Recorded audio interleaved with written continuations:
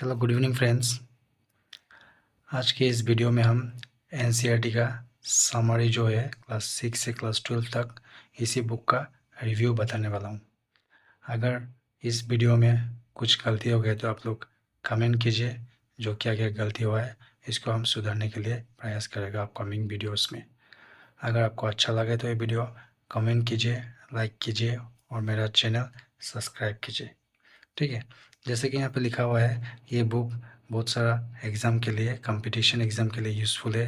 यहाँ पे 4-5 एग्ज़ाम का मेंशन किया हुआ, लेकिन this book is not only important for state level competition exam but this is also useful for central government competition exam, जो कि सेंट्रल गवर्नमेंट का एसएससी आ जाता है, फिर आरआरबी हो गया, फिर एफसीआई हो गया।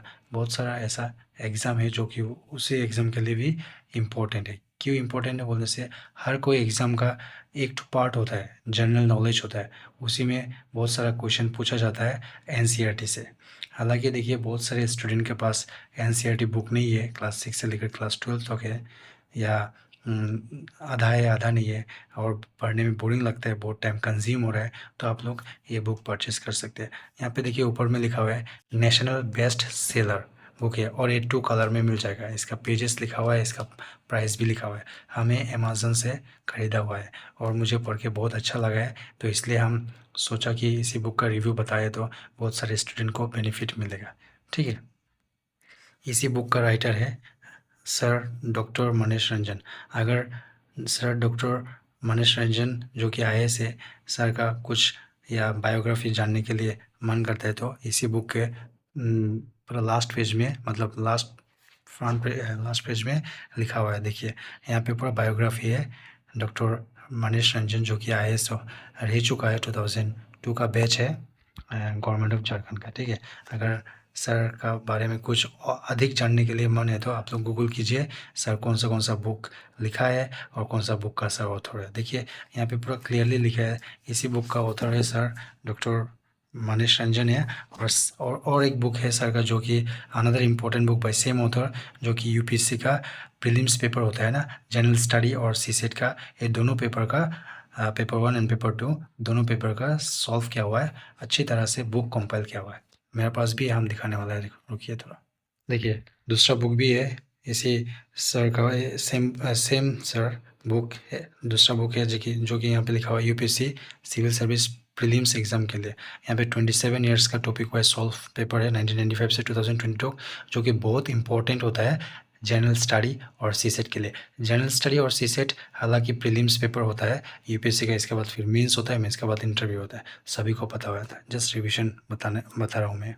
यहाँ पे भी देखिए इस बुक में पूरा कंटेंट्स दिया हुआ है यूपीएससी का। हालांकि मैं यूपीएससी का टॉपिक के बारे में नहीं बताने वाला हूँ, या मुझे भी इतना अच्छी तरह से पता है, लेकिन यहाँ पे ये टॉपिक अलग हो गया। ठीक है, अगर दूसरा वीडियो आने लाता हूँ तो मैं अपकमिंग वीडियो में यूपीएससी का बता दूंगा आप लोग को। ठीक है, तो अभी मेरा टॉपिक है कि एनसीईआरटी बुक जो समरी है क्लास 6 से लेकर क्लास 12 तक, उसी बुक का रिव्यू बताने वाला हूँ। ठीक है, तो इसी बुक में बहुत सारे, जैसे कि मैं थोड़ा पहले बताया हूँ कि क्लास 6 से लेकर क्लास 12 तक एनसीईआरटी बुक अगर ना हो तो आप लोग के पास, अगर आप लोग को पढ़ने का मन हो या नॉलेज गेन करने का मन हो, या कोई कंपटीशन एग्ज़ाम के लिए प्रिपरेशन कर रहे हो, जनरल नॉलेज में थोड़ा वीक है।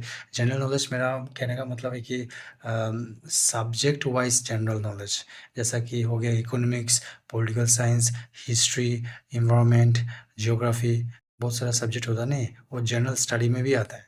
खाली जनरल स्टडी मतलब नॉलेज का मतलब अपार्ट फ्रॉम सब्जेक्ट वाइज, तो एक्सटर्नल नॉलेज भी पूछा जाता है no doubt, but subject knowledge भी पूछा जाता है, जो कि क्लास 6 से लेकर क्लास 12 तक भी बहुत सारा क्वेश्चन आता है। अगर आप लोग को बेसिक स्ट्रॉन्ग ना हो तो आप लोग ये जनरल नॉलेज सेक्शन क्रॉस नहीं कर सकेगा। ठीक है, और देखिए यहाँ पे कंटेंट्स दिया हुआ है, आप लोग देख सकते हो।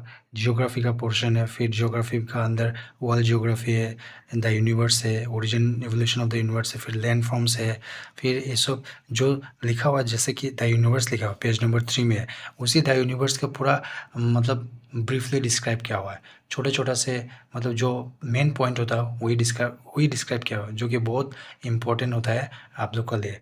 अगर ये यूनिवर्स का ही कुछ सेक्शन आप लोग को पढ़ना है तो एनसीईआरटी में बुक में पढ़ने से, क्लास 6 का होता है द यूनिवर्स, पार्टिकुलर एक टॉपिक होता है या पर्टिकुलर एक चैप्टर होता है।